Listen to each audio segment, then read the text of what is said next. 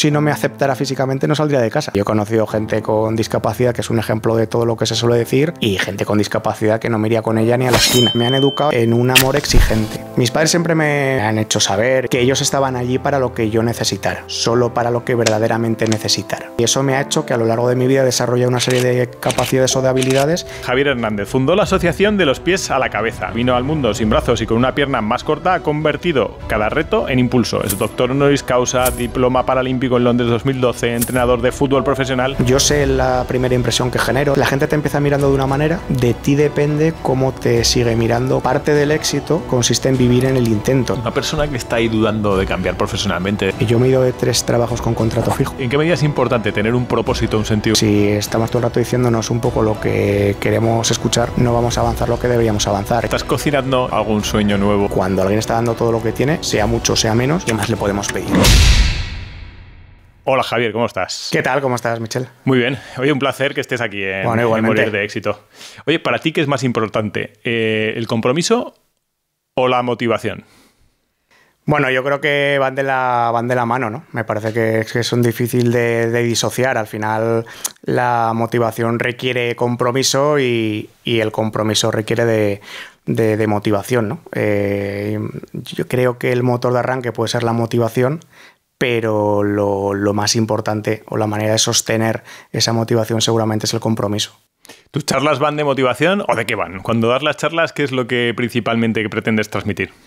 Bueno, lo que hago es compartir una serie de reflexiones que, aunque las dé un chico que ha nacido sin brazos y todo lo que has comentado antes, ¿no? Y que ha vivido una serie de experiencias y pueda parecer en una primera mirada o en un primer momento que nos diferencian más cosas de la que nos unen, compartir una serie de mensajes que el protagonista de la charla sea el asistente a la misma, ¿no? Porque se identifica con lo que ahí se dice, con el mensaje, y lo puede llevar a su propia vida, que al final es de lo que se trata. Estas charlas de motivación, inspiracionales, como las queramos llamar, al final cada uno que le ponga la etiqueta que tenga, verdaderamente consiguen su misión si el que está al otro lado, si el que va a recibirla, se siente parte de la charla, ¿no? Se siente parte del relato. Y para eso lo que tienes que hacer es, pues ser simplemente una correa de transmisión de una serie de reflexiones. Yo os invito a la gente a mi sala de trofeos, modesta por otra parte, pues le puede parecer más o menos interesante o más o menos meritorio, pero ya está. Luego cuando termina la charla y se van cada uno a su casa o a donde quieran, pues simplemente les habré entretenido o les habré hecho pasar el rato, ¿no? Es una charla, pues que te deja un cierto pozo, por lo menos lo intenta, de una digestión, más o menos media o larga, y que sobre todo lo que intenta es que te lleves una serie de, no querría decir de aprendizajes, pero sí de reflexiones para tu propia vida, y eso es lo que ha hecho que venga perdurando durante tanto tiempo, ¿no? Que lleve más de 10 años, más de 300 charlas, pues a tanta y tanta gente.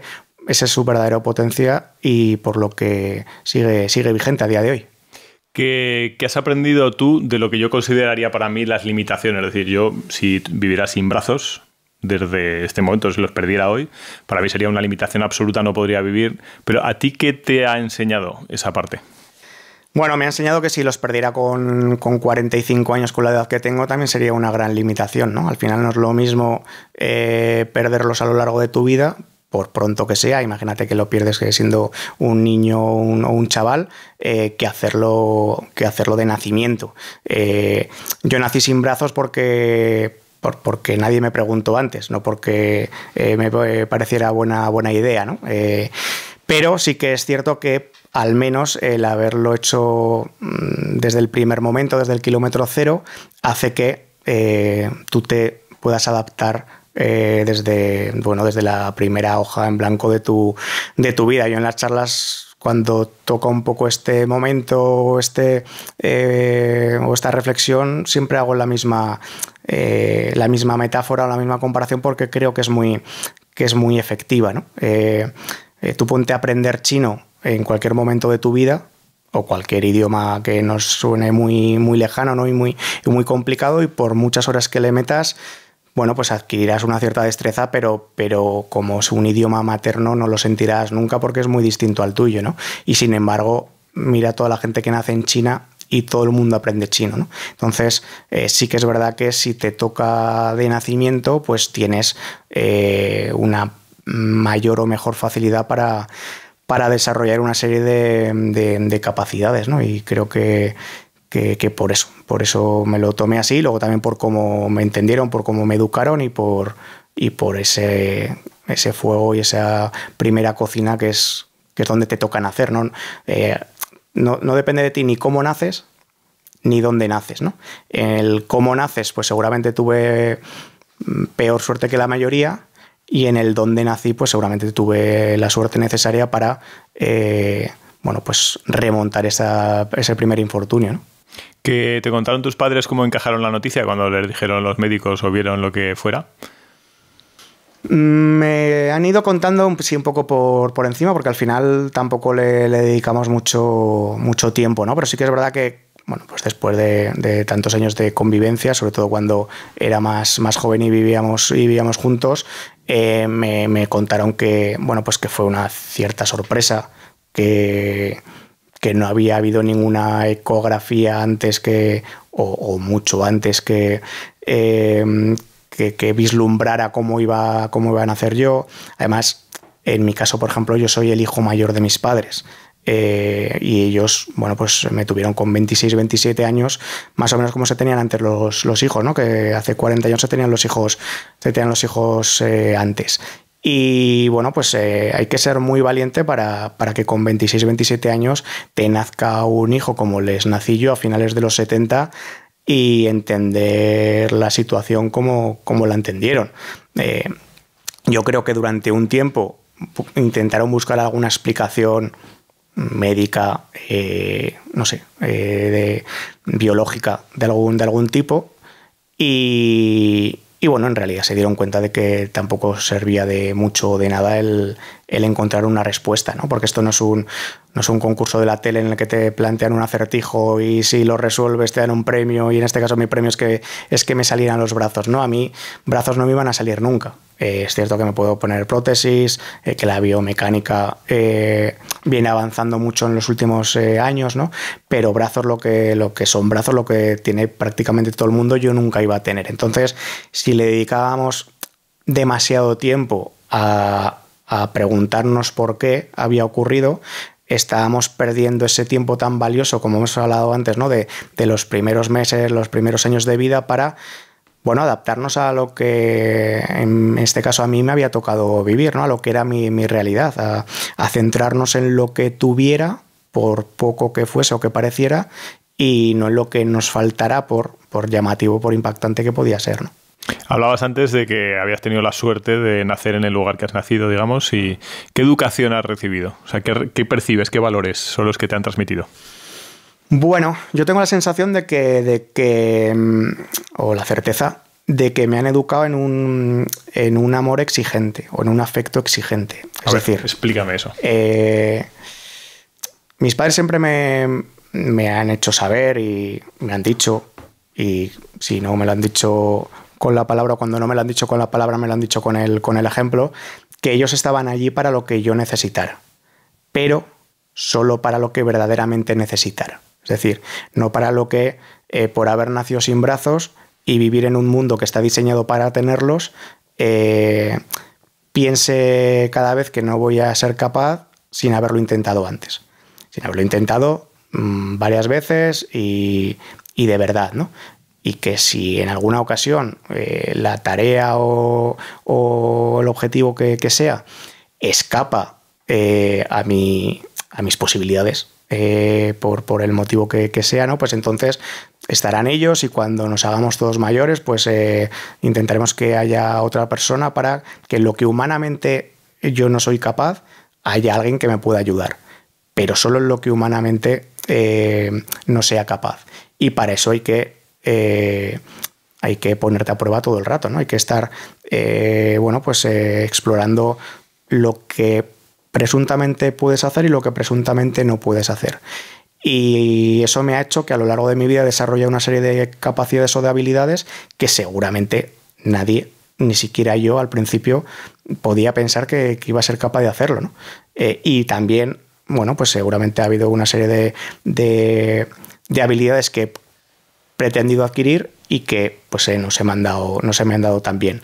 Pero yo creo que parte del éxito, aprovechando un poco el contexto del podcast, parte del éxito consiste en vivir en el intento, ¿no? No tanto en el logro, que por supuesto las cosas las intentas para terminarlas logrando, pero normalmente reconocemos exclusivamente el logro. Y el problema de reconocer exclusivamente el logro es que al final hacemos de menos el intento, y el intento es el Sherpa del logro, es el que te permite llegar a él, ¿no? ¿Y qué ocurre con eso? Que si no ponemos en valor el intento y lo reducimos al logro, en muchas ocasiones muchas personas van a decir, bueno, esto, si no tengo claro que lo voy a conseguir, no lo intento, porque me va a suponer esfuerzo, me va a suponer una exigencia, y luego si no lo consigo no me lo van a valorar, porque seguramente valoramos más al que no lo intenta que al que no lo consigue, ¿no? Y a mí dame personas o dame situaciones para mí en las que, bueno, quizá no lo consiga, pero dame situaciones en las que tenga que ponerme a prueba y tenga que intentarlo, porque eso es lo que me va a muscular para en la siguiente ocasión estar preparado para volver a intentarle esa misma cosa u otra. Y al final de intentar bueno, pues retos o exigencias del día a día, vas haciendo el camino y luego miras por el retrovisor y dices, hostia, pues ¿quién me iba a decir a mí que hace 2 años, ¿no? O hace 2 meses o el tiempo que sea, iba a ser capaz de hacer esto? Bueno, pues si tú vives en el intento, estarás cerca del éxito. ¿Qué tal va la sociedad actual en la musculación del intento? Hostia, hablar de la sociedad actual igual se nos queda un poco grande, ¿no? Pero yo creo que hay lo que comentaba antes, ¿no? Que estamos más pendientes de fotografiarnos o de grabarnos o de retratarnos, bueno, pues consiguiendo las cosas o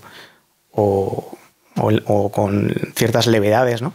Que verdaderamente intentando ser, yo creo que más capaces, ¿no? Y no sé hasta qué punto las redes sociales esto lo han podido afectar. Me parece que esa mirada tan excesivamente perfecta que queremos cada uno proyectar de nosotros mismos en redes sociales, bueno, pues al final hace que al barro le apetezca bajar a poca gente a lo largo de su vida, ¿no?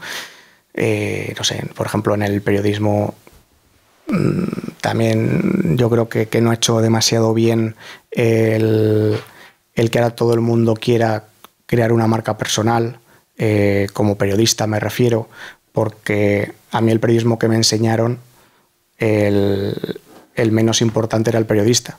Al final, bueno, pues tú trabajabas una serie de años y si habías honrado el oficio, seguramente eras más o menos conocido o reconocido.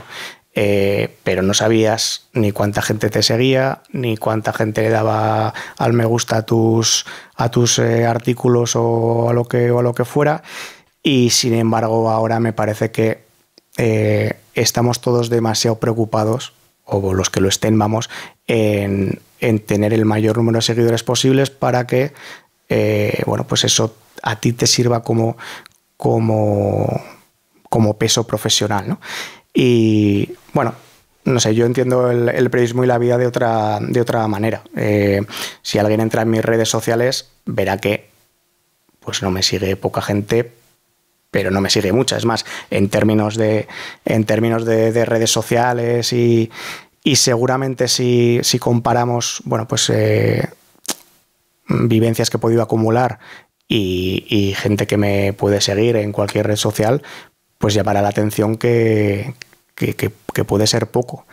Pero, no sé, tiene parte de creer en otras coordenadas y tiene parte de que yo lo que hago a lo largo de mi vida, lo que haya podido tener más repercusión, lo que pase más desapercibido, no lo hago para ser reconocido. Lo hago porque me lo pide el cuerpo, me lo pide el corazón y porque lo quiero hacer. Y a partir de ahí, quien le parezca bien, perfecto, quien le parezca menos bien, pues lo siento, y quien no se entere, pues ya se enterará si es que se tiene que enterar, ¿no? Hicimos una entrevista hace unas semanas a Mariana Dugarte, que vive en Sevilla y es mamá de 2 niños con síndrome de Down.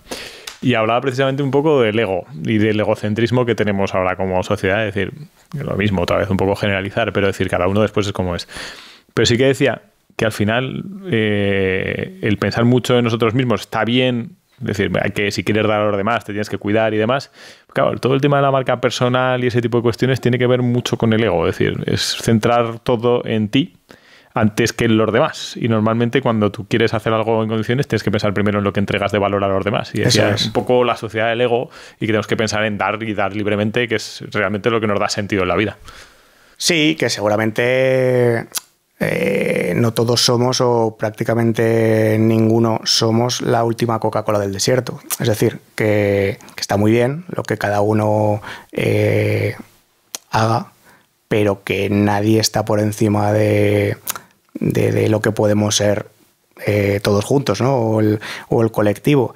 Y yo creo que hay que buscar un equilibrio, porque es cierto que me parece que la sociedad y el colectivo necesita los matices de cada individualidad, o sea, de cada uno de nosotros, lo que le podemos aportar a ese colectivo y a esa sociedad, pero no podemos hacer una sociedad de individualidades, porque al final pues cada uno vive en su película y estamos cada uno dentro de nuestra burbuja, y el que está al lado tuyo, el vecino con el que te cruzas por la calle todos los días, es un absoluto extraño, ¿no? Y sin embargo celebras que te vea gente pues en la otra punta del mundo. Yo creo que tenemos que recuperar un poco esa o volver a cosernos pues entre quien forma parte de tu mundo, y a partir de entre todos intentar hacer nuestro mundo mejor, el de toda la poca o mucha gente que tengamos alrededor. Por extensión mejoraremos el de todos, pero si cada uno nos consideramos el Capitán Trueno, pues al final estamos haciendo un poco la risa, ¿no? Un momento de atención. ¿Quieres echarme una mano y seguir viendo gente como esta en el canal? Si quieres que siga trayendo invitados como el que estás viendo, interesantes, y que te expliquen cosas sobre cómo no morir de éxito, suscríbete al canal, es gratis. ¿En qué medida es un valor añadido tener capacidad de adaptación? Porque tú has tenido capacidad de adaptación a un mundo que no es el habitual para, digamos, físicamente, pero tenemos que ser adaptables, o sea, tenemos que tener esa capacidad. Yo creo que es de las principales capacidades que tienes que tener, porque tú en la vida, por lo menos en la vida de la inmensa mayoría de las personas, tú tienes tus planes y luego salen como salen. Entonces, reguleros. Claro, o tienes la capacidad de recalcular ruta, ¿no? O si no, vas a sufrir. Vas a sufrir porque pocas veces todo sale al milímetro como a ti te gustaría, como tú tenías previsto. Así que, claro, yo ahí he tenido una buena escuela, porque siempre, y me sigue ocurriendo, pero desde niño he tenido que adaptarme a situaciones y a escenarios, pongámoslo simplemente en lo físico, ¿no? No sé, en el aula de clase, ya un poco más mayor cuando viajabas pues en los hoteles, o incluso en el baño de los hoteles, en los que no están diseñados para ti, están diseñados para la inmensa mayoría de la población. Y es verdad que de un tiempo a esta parte se ha hecho un avance y un progreso social muy grande en ese aspecto, ¿no? de adaptar los escenarios y los lugares, pero al final también son adaptaciones pues para un marco.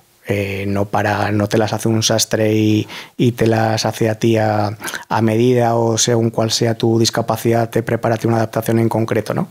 Tú tienes que ser el que se adapte a los lugares, y eso te genera un hábito, te genera una escuela que hace que a lo largo de tu vida, con situaciones que no salen como te esperabas y que incluso puedes pensar bueno, pues que no son justas o no deberían ser así, bueno, pues intentas moldearte para que hacer pie, ¿no? Y para estar a la altura de esa situación, de esa adaptación. Por eso, si desde niño eso no lo has trabajado, no lo has vivido, luego, como todo en la vida en general, pero cuando eres más mayor te cuesta más. Yo no soy padre. Tengo una sogra de 90 años y un perro de protectora de 5, ¿no? Más o menos me ocupan como si los tuviera. Pero si tuviera hijos, entiendo que sería difícil el abrir la mano y el dejarles volar, ¿no? O el permitirles que se equivoquen y que aprendan de esas equivocaciones. Pero me parece que es lo más generoso que pueden hacer unos padres, el que el niño pues aprenda a equivocarse y a partir de ahí se pueda recalcular y se pueda adaptar. El tener hijos para que le pasen pocas cosas, pues hombre, sí puede ser que le pasen todas buenas, ¿no? Pero si no acumula experiencias, si no acumula vivencias, luego va a ser complicado que el día de mañana tenga los recursos necesarios para poder pues maniobrar cuando no le vaya bien. Y yo ahí tuve mucha suerte, porque ya en una sociedad o en una iba a decir una generación, no lo tengo tan claro, igual las generaciones siguientes han tenido más al sobreproteccionismo de los hijos, ¿no? Pero claro, una situación como la mía, ahí era de manual. El 101% de los padres era muy proteccionista con sus hijos, porque bastante putada les había ocurrido naciéndole sus hijos como les habían nacido, ¿no? Yo creo que sale de forma natural un padre el decir, claro, hostia, voy a protegerlo y tal, y hacer ese sobreesfuerzo de decir, no, claro, todo lo contrario, el amor exigente que decías, ¿no? Claro, pero fue exigente para las dos partes, para mí y para ellos, porque para ellos, no sé si era más fácil, pero desde luego era más humano y más natural el que yo viviera debajo de su ala todo el rato, ¿no? Me acuerdo que me fui a estudiar a Barcelona en el año 97, la carrera, porque por entonces no había periodismo en Zaragoza. Y aunque ya llevábamos 17 años conviviendo juntos y más o menos nos habíamos dado todas las instrucciones del juego, ¿no? Y lo habíamos aceptado, yo sé que a mis padres les costó, porque al final, pues era vivir a 300 kilómetros y con un 90% de discapacidad. Entonces, tuve la suerte de que estudié en la Universidad Autónoma de Barcelona, que tenían ellos por entonces un servicio como de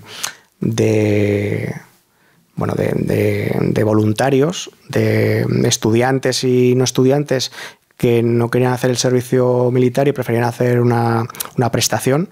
Estaba todavía en los últimos coletazos del asunto, ¿no? Y pues el primer año que llegaba nuevo y no conocía a nadie, se armó un piso ahí en el campus de la Autónoma, que había una serie de pisos y de residencia, con 4 voluntarios. Eran 2 de Barcelona y dos europeos. Y a partir de ahí, pues ellos terminaron, porque eran todos de último año, ellos terminaron y yo volví a hacer un piso con 4 amigos ya de la carrera y alrededores, ¿no? Que, pues uno fue voluntario, hizo la prestación un año, otro lo hizo otro, pero fue un cierto salto al vacío que yo solo noté el día que me fui de casa, o sea, el día que llamé al ascensor para salir de casa, que iba con la maleta, y dije, hostia, pues esto parece que va en serio y no tiene 18 mucha palos, marcha ¿no? atrás, ¿no? 18 palos, una cosa sí, así. Recién cumplidos, en realidad. ¿De qué mes eres? De junio. Vale, o sea, fue recién cumplidito, sí, el verano y... Eso es. Y eso, y yo sé que les costó, pero sin embargo tuvieron el coraje suficiente para que, si yo quería estudiar eso, y además queda un poco feo, ¿no? Pero me había ganado estudiar eso.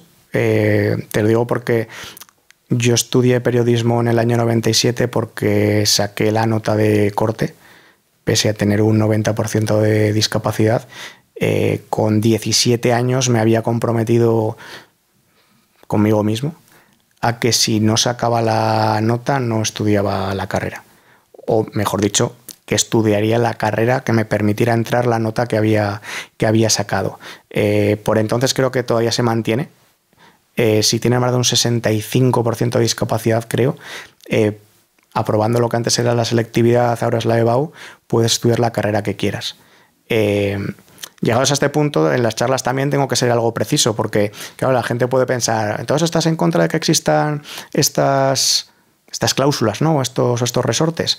No, en absoluto. Estoy muy a favor. Estoy tan a favor que creo que debería haber más. Debería haber más, no solo con la discapacidad, sino que cualquier persona, por el motivo que sea, que su 100% no le dé para, ya no en este caso en concreto, sino en general en la vida, que su 100% no le dé para hacer pie, para seguir el ritmo que la sociedad le pide, a esa persona no le podemos dejar tirada, no la podemos abandonar porque está dando su 100%. Y cuando alguien está dando todo lo que tiene, sea mucho o sea menos, ¿qué más le podemos pedir, ¿no? ¿Qué ocurre?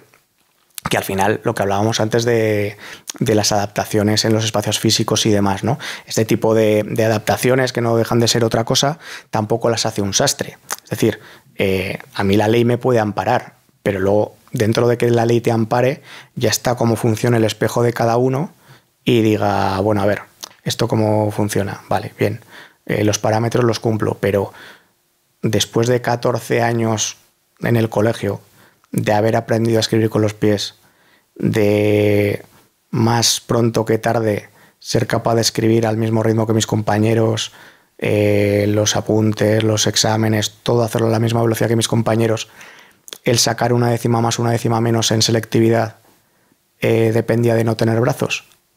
En mi caso concreto no. Y yo durante 13, 14 años se lo había estado diciendo a todos mis compañeros y me lo había estado diciendo a mí mismo, ¿no? Entonces, cuando tú crees en la igualdad social y cuando tú vives en esa dirección, con la brújula en esa dirección, consiste en empujar para en lo que pierdes, dejar de perder, empatar. Tampoco hay que querer ir más allá y en lo poco o mucho que ganes, tener la capacidad de decir, igual aquí no me merezco yo ganar. ¿Por qué llega a esa conclusión con 17 años?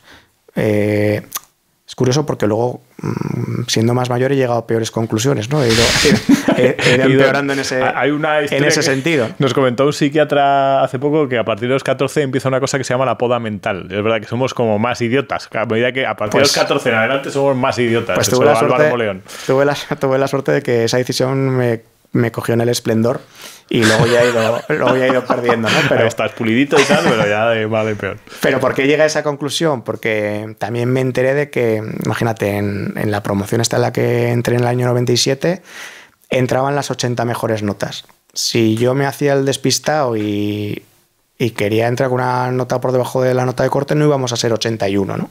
Entonces, creo que no sería justo que a la nota 80, que es cierto que era la última, pero era la nota 80 y había sacado más nota que yo, decirle, bueno, vete buscando otra facultad, otra universidad, porque aquí no entras.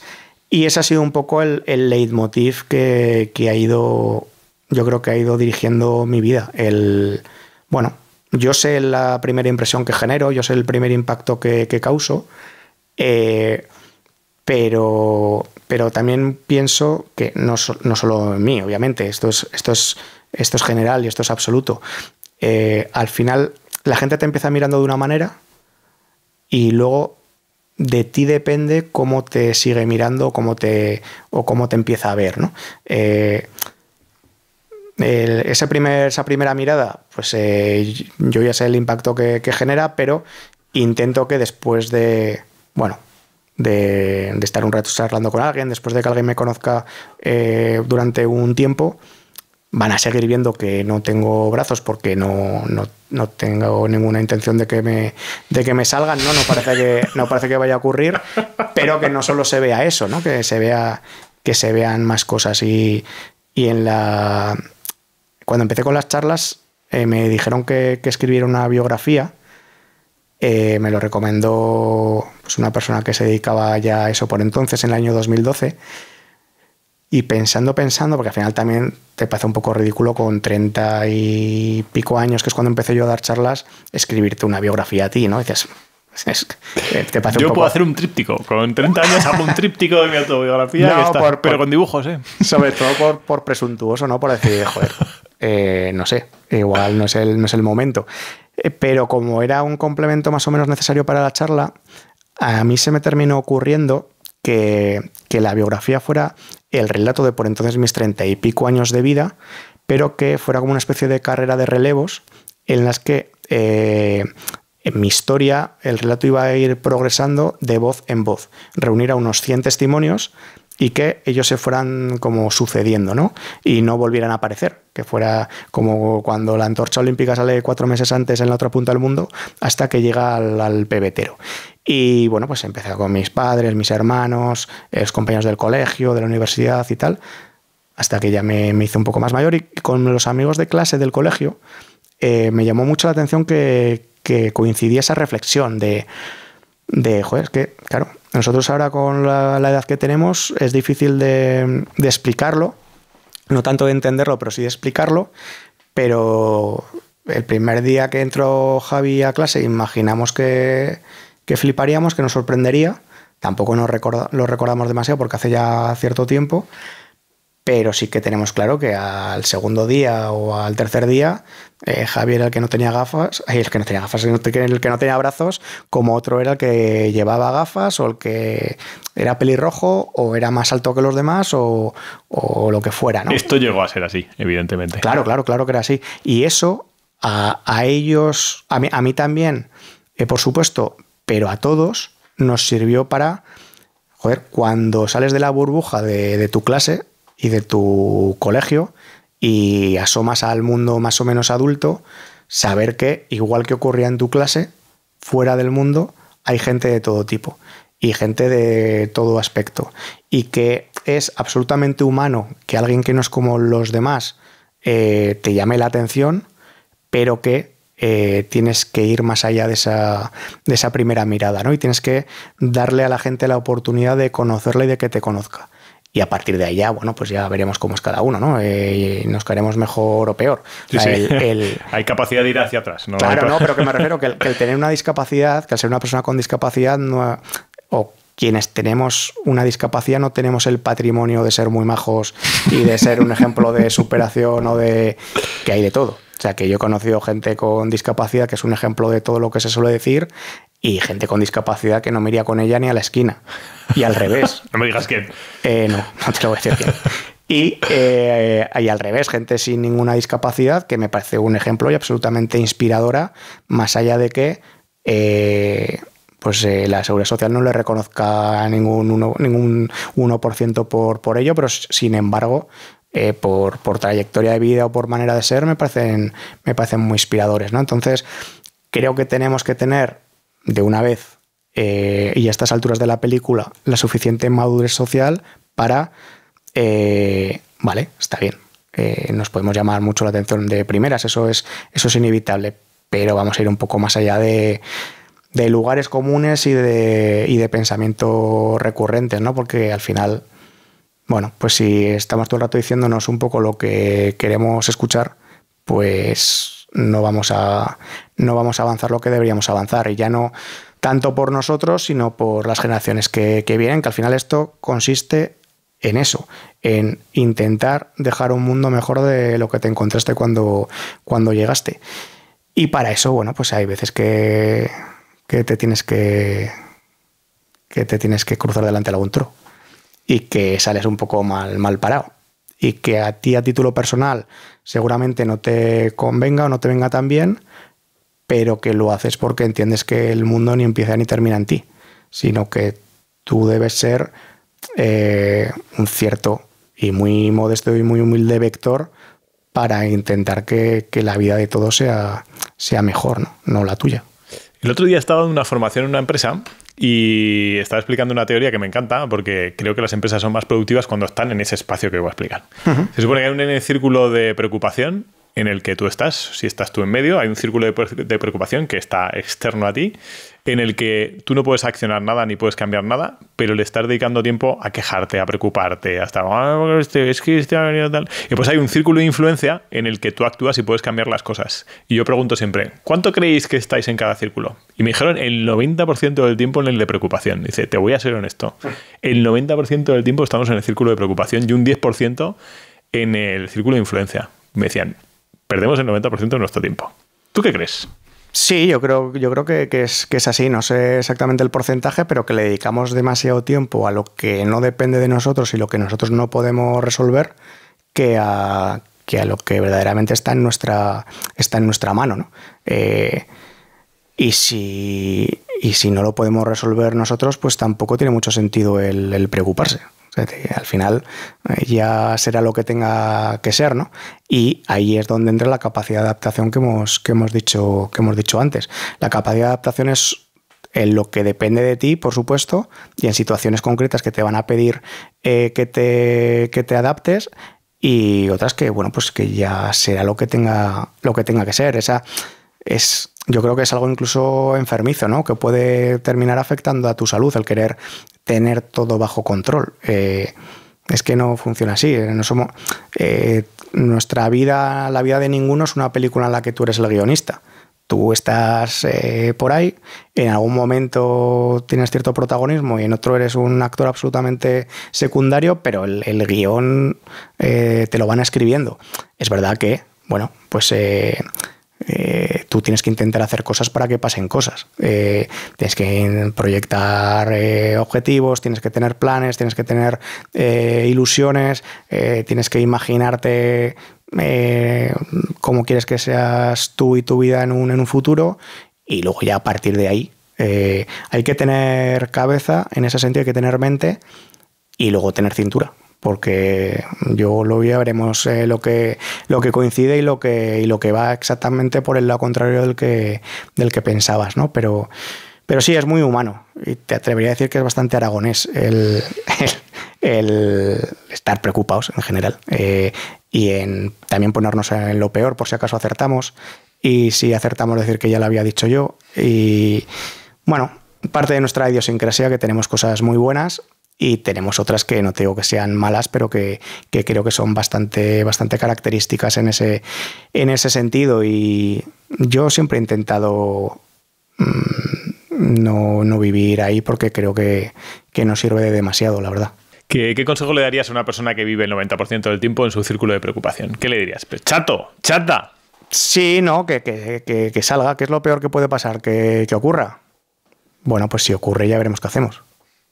Pero mientras tanto, que estás ahí esperando a ver si cae un meteorito o que el destino o el azar lo que nos depara, pues no tiene, la verdad es que no sé. Yo creo que al final tenemos influencia sobre más cosas de las que pensamos. Entonces tampoco conviene demasiado y tampoco es muy inteligente el quitarle tiempo a las cosas en las que podamos tener influencia, ¿no?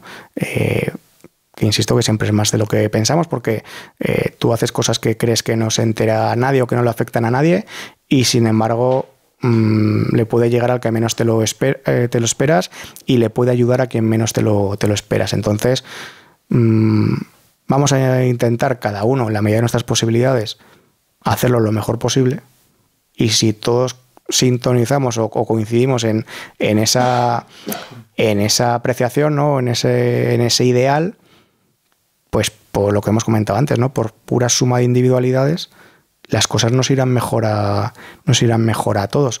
No es exactamente lo que se conoce como el efecto mariposa, pero es algo parecido, ¿no? Es al final, tú haz las cosas lo mejor que puedas y ya veremos qué tal sale. Y si tú haces las cosas lo mejor que puedas, yo lo hago también, y quienes nos están viendo también lo hacen, yo estoy seguro de que la vida de todos va a ir mejor. Y mientras tanto, ¿qué hago? pues sin saber muy bien en qué zona están, si en la de preocupación o la de influencia, quienes nos ven y quienes nos dejan de ver, yo por si acaso intento hacer las cosas lo mejor que puedo y tratar de pasar el mayor tiempo posible en la zona de influencia que comentas. Hay mogollón de gente que no se acepta físicamente, que o se ve gordo, o se opera lo que sea, Sí. los glúteos, se blanquea el ano, hace diferentes cuestiones. ¿Tú cómo ves eso? Es decir, estamos en una sociedad en la que estamos cambiando absolutamente todo lo físico, es decir, para aceptarnos, o sea, porque no nos aceptamos como somos y vamos cambiando cosas. Es decir, no es, entre otras cosas, más barato, pero supongo que humanamente nos da otras cosas, la aceptación. El aceptarnos a nosotros mismos, pero también al de enfrente. Es que yo creo que una cosa parte de la otra. Sin ser un teórico ni nada por el estilo, pero me parece que los que menos aceptan a los demás son los que tienen más problemas con ellos mismos. Suele pasar, ¿no? No he hecho un estudio de campo así no lo tengo estadísticamente, sociológico, ¿no? Pero tengo esa sensación de que, porque si tú contigo mismo estás bien, pues qué más te da como sea el de al lado. Siempre que el de al lado te respete, igual que tú le estás respetando a él, ¿no? O a ella. Entonces, bueno, igual que muchos verdugos tienen un entorno, un presente, un pasado de cierta víctima, muchas veces, otros, pues imagino que nacerán naturalmente verdugos, ¿no? Pero porcentualmente es mucho más elevado el que vive una realidad dramática y no la canaliza bien, y eso le convierte posteriormente en un verdugo, que esto es parecido. Al final, yo, si no me aceptara físicamente, no saldría de casa, porque siempre me está viendo alguien por primera vez y siempre le llamo la atención a alguien por primera vez. Y da igual las cosas que haya hecho en mi vida, que, insisto, como también no vivo para que se conozcan, no se ha enterado mucha gente. Y entonces siempre hay alguien que te ve por primera vez y que no sabe de ti, que dice, ay, pobrecito, y fíjate. Pues, claro, mientras lo reduzcamos todo, casi todo, a lo superficial, pues yo en esa primera mirada estaré entre los más fastidiados, claro. Pero es una cosa que a mí me enseñaron de crío, que me interioricé de crío. Yo no puedo pensar ni creer que porque lo mío se vea más, es más grave, es más complicado, es más difícil que lo de nadie. Porque al final estoy haciendo de menos a la otra persona. Yo puedo estar ahora, podemos estar charlando, nos conocemos desde hace pocos días, yo no sé exactamente cómo ha sido, cómo es tu vida, y yo no puedo pensar que porque tú tienes brazos y yo no, mi vida es más jodida que la tuya, porque puede que sí o puede que no, ¿no? Al final todo el mundo convive con inconvenientes, todo el mundo convive con problemas, con situaciones duras que ha tenido que vivir o que tiene que seguir viviendo, y la mayoría de ellas, si no conoces a la persona, lo desconoces porque no lo tienen tan marcado, tan tatuado en el cuerpo como puedo tener yo el no tener brazos, ¿no? Entonces, es cierto que el ojo es el sentido más potente de todos. Es cierto que la sociedad a día de hoy está absolutamente secuestrada por lo que se ve, por la vista, y por lo que queremos que se vea de nosotros, que no siempre es lo que realmente somos, pero tenemos que intentar ir un poco más allá, ¿no? Y bueno, pues no pensar eso, en mi caso, no pensar que porque lo mío se vea más, en este caso el no tener brazos, mi vida es más difícil o más complicada o la vida me quiere menos a mí que al resto, que sí que os ha puesto brazos, ¿no? ¿En algún momento te has mirado al espejo tú mismo y has dicho, ay, pobrecito, ay, Javier, o no eres victimista? No, a ver, es un proceso, bueno, pues es un proceso al final. No sé si para bien o para mal, entiendo que para bien. Cuando nosotros éramos niños, el peso de la imagen era menor. Es decir, fotos te hacían 3 al año Es verdad, si se revelaba, se revelaba, ¿sabes? Si se revelaba bien. Vídeo, pues no sé quién tendría, pues sí, estaban las cámaras estas de Betacam, ¿no? Y demás, pero normalmente en una casa no había vídeo, te harían en algún cumpleaños o en alguna historia. Y entonces yo siempre he sabido que no tenía brazos, yo siempre en mi casa me miraba al espejo, lo justo y lo necesario para saber que salía a la calle limpio, pero la mirada que tú tienes desde dentro es diferente a realmente cómo se te puede ver desde fuera. A mí me parece que es bastante comparable a tu voz. O sea, tu voz desde dentro la escuchas de una manera y luego cuando te graban y la oyes dices, hostia, esta no es mi voz. Sí que es tu voz, lo que pasa es que tú desde dentro la oyes de otra manera, ¿no? Pues en este caso que te comento es muy parecido. Yo siempre he sabido que no tenía brazos, que hacía las cosas con los pies, que no hacía las cosas como los demás, que no era como los demás, pero como siempre he hecho todo con todos, a mi manera, con los pies, cuando los demás lo hacían con las manos, pero con todos, y como a fuerza de convivir, quienes formaban parte de mi mundo de niño, mis padres, mis hermanos, mis compañeros de clase, los amigos de las vacaciones y tal, me entendían y me aceptaban como uno más, yo no tenía la impresión de en esa primera mirada ser tan diferente al resto, ¿no? Entonces, no entendía demasiado, sin ni mucho menos llegar a obsesionarme o afectarme, pero no entendía demasiado, era una pregunta que me hacía pues con 10, 12, 13 años. Hostia, si me pasa todo el día con mis compañeros de clase, con mis amigos, y no le llamo la atención a nadie, porque ahora que voy a mi casa, que está a 3 manzanas, me cruzo con quien sea y le llama la atención si yo soy igual que he sido durante todo el día, ¿no?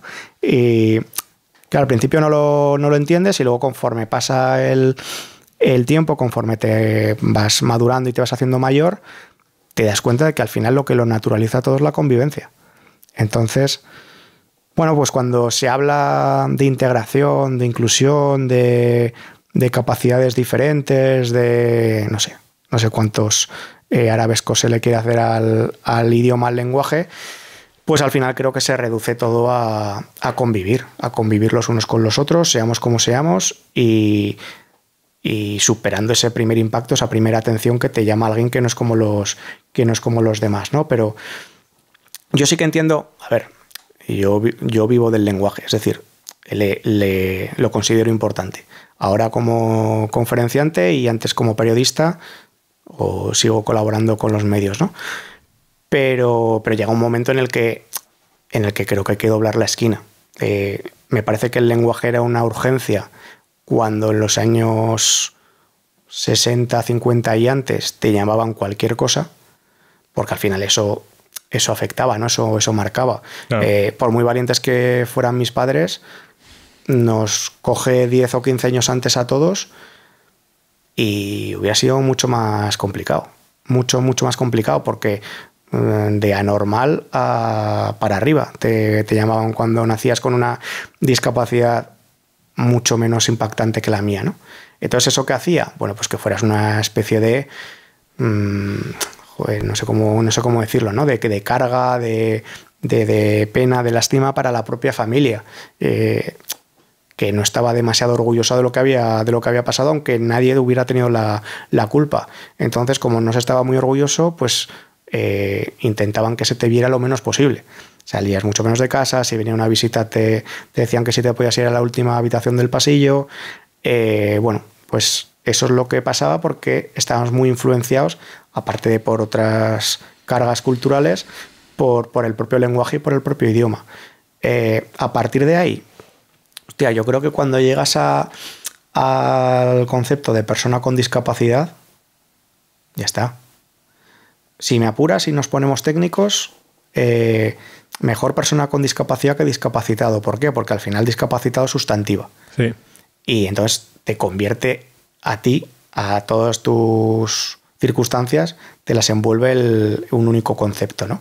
Persona con discapacidad, al final la discapacidad es una característica de la persona. Claro, como muchas otras que tienes. Vale, bien. A mí eso me representa. ¿Me representa porque no tengo brazos y tengo una pierna más corta que otra? Por supuesto. Si los tuviera y según la Seguridad Social no tuviera ninguna discapacidad, ¿me representaría? También. ¿Por qué?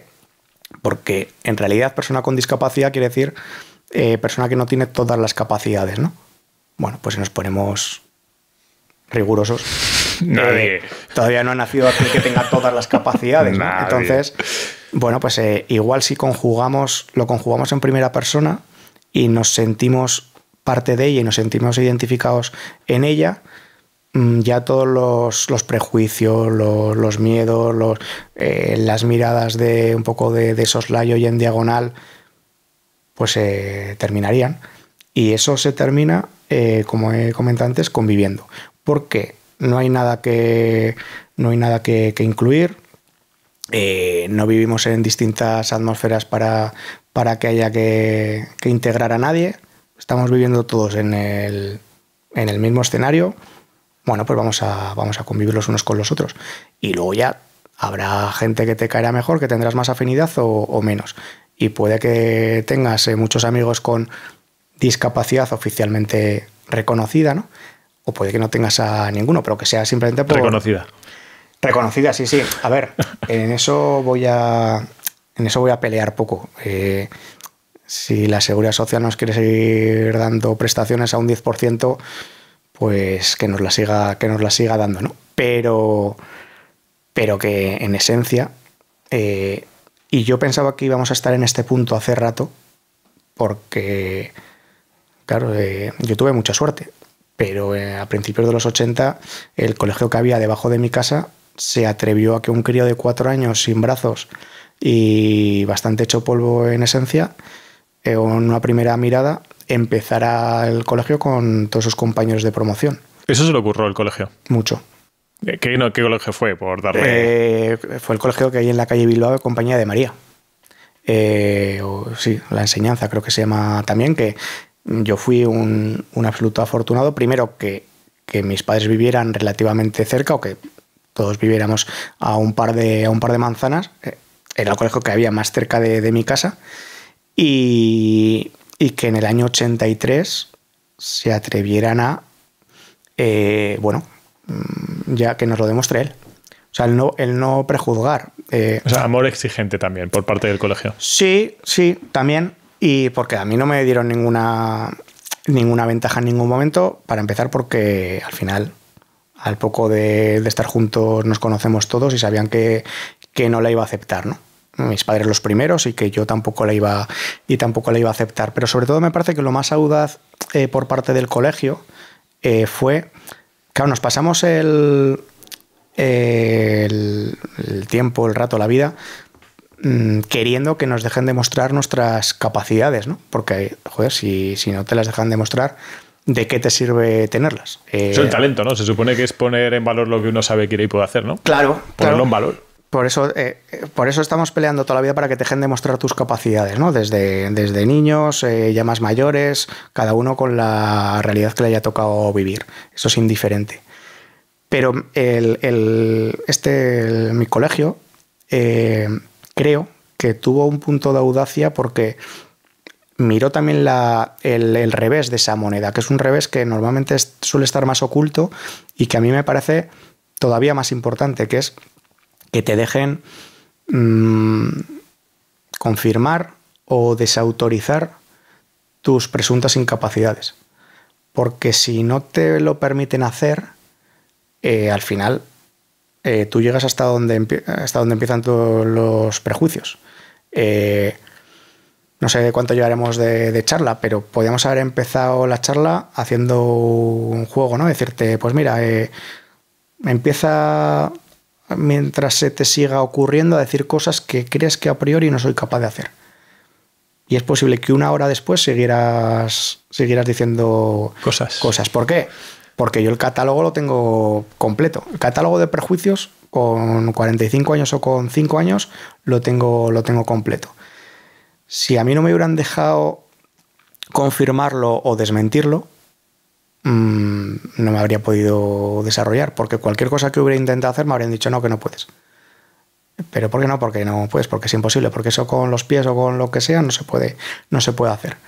Entonces, entiendo que ese primer lunes de curso del 83, de septiembre del 83, pues la profesora, la directora, quien fuera, no sabrían cómo iba a ir el día siguiente, pero se atrevieron a decir, bueno, sobre la marcha, ya veremos.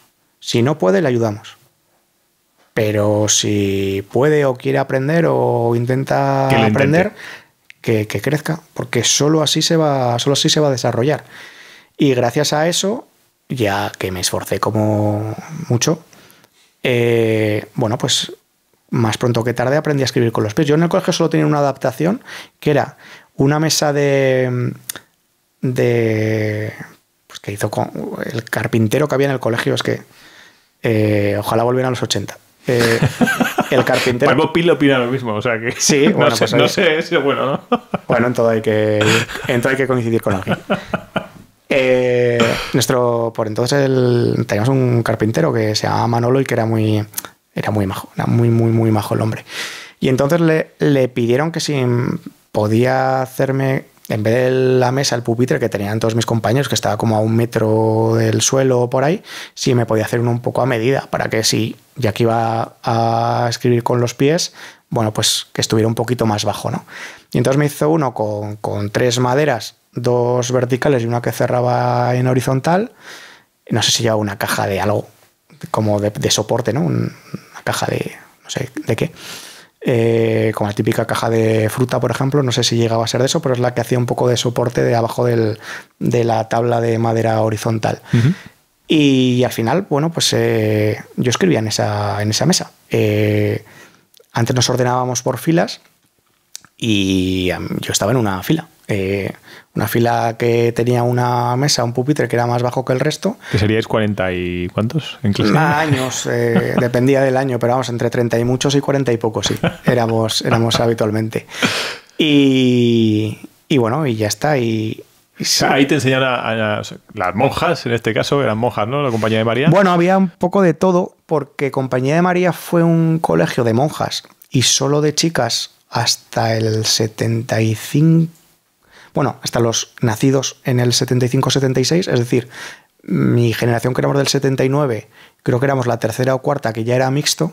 Entonces, había un poco de todo. Había, pues, había monjas, había profesoras que eran laicas, había profesores, había un poco de todo. Ese primer año yo creo que sí que me dio clase una monja. El segundo me parece que ya no.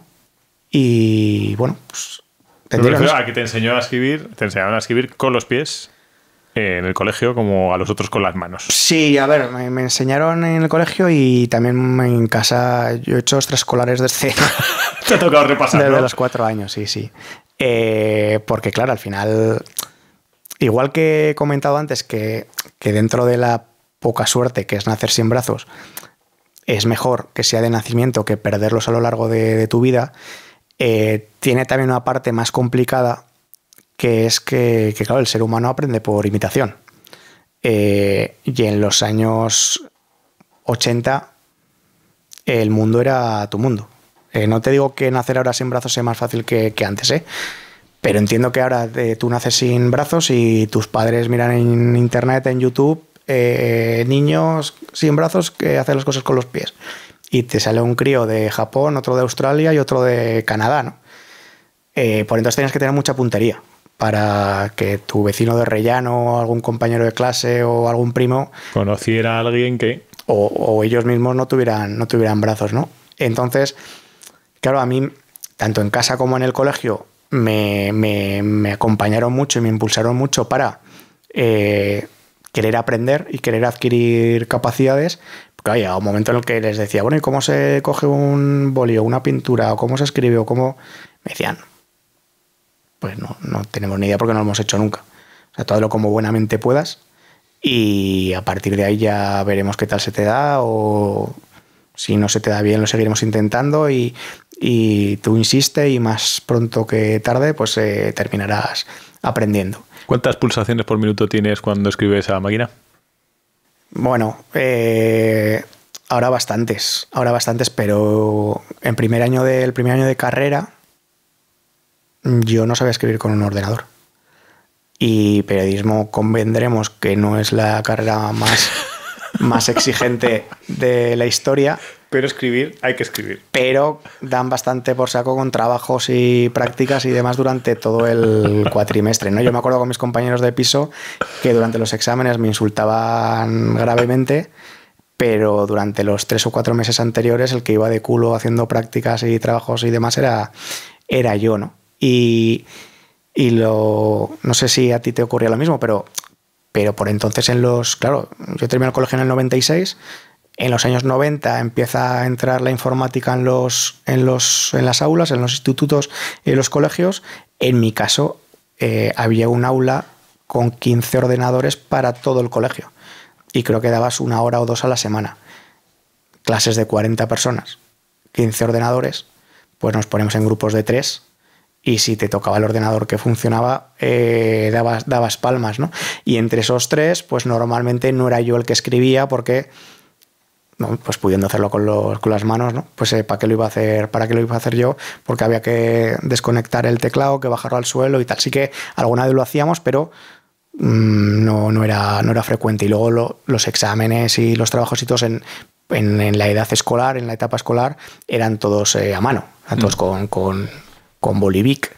Entonces yo llegué a la carrera y no sabía escribir con el teclado. Y la primera semana me acuerdo que un profesor nos empezó a hablar de que nos iba a pedir un trabajo a la semana, que tenía que ser a ordenador, que me empezaron a entrar sudores y digo, hostia, ya tenían razón los que me decían que para qué me iba a 300 kilómetros a estudiar. Y la verdad es que me pasé toda la clase queriendo que terminara para contarle una película al profesor, para acercarme y contarle una película porque me la habría comprado seguro. Le cuento que mira, que nació así, le cuento algún exceso también, ¿no? Llevo tiempo intentándolo, pero que claro, al final los dedos de los pies son más cortos que los de las manos y es más difícil acertar con la tecla. Vengo de Zaragoza, por darle un poco más de dramatismo. Pobrecillo. Al otro lado de los monegros. Y estuve toda la clase diciendo, bueno, pues mira, le cuento una película y que me lo pregunte o lo que sea, ¿no? O ya se lo hago con boli y me lo aceptará seguro, porque al final, si tú juegas a eso, yo creo que ganas casi siempre. Que me refiero, no es que ganes, porque creo que no te va mejor a largo plazo, pero que nadie te va a decir que no. Entonces, a mí me hubiera ido mucho más cómodo en mi vida en general si hubiera sido de otra manera. ¿Cómo vas a Aprovechategui y te hubiera ido mejor, ¿no? En el colegio, en la carrera, en el trabajo. Si diera otro tipo de charla, seguramente sería más comercial y sería más fácil bueno, pues las principales agencias de representación, que al final mueven un poco ese tipo de perfiles, pues también la moverían. Es decir, si yo sé cómo tengo que ser o cómo tengo que aparentar ser para que, no sé si me vaya mejor, pero sí que todo sea un poco más cómodo, ¿no? Pero bueno, pues a ti te educan como buenamente consideran y al final eres un producto de eso y luego también yo estoy convencido en que es el camino correcto. No sé si es el más exitoso, no sé si es el menos esforzado, pero sé que es el correcto. Y terminó la clase y dije, bueno, como vuelve a darnos el jueves, ya si acaso se lo contaré el jueves. Pero de momento voy a aprovechar que tengo un compañero en el piso que tiene un ordenador, por entonces los portátiles no existían, y voy a ver qué tal funciona. Y me bajé el teclado al suelo y claro, sí que me había fijado antes, ¿no? Pero no había reparado en el drama de que las letras estaban desordenadas. Entonces dije, hostia, además ahora me tengo que aprender que arriba a la izquierda está la Q, que luego viene la W, que luego la E. Bueno, voy a probar, voy a ver qué tal. Y esa primera tarde, pues se me clavé, no te exagero, más de 2 horas para escribiendo un párrafo dramático, lamentable. Y mientras tanto, mis compañeros de piso, era la primera semana de curso, era a finales de septiembre, pues habían ido pues a conocer a los vecinos o a echar un partido o a tomar una cerveza o lo que fuera, ¿no?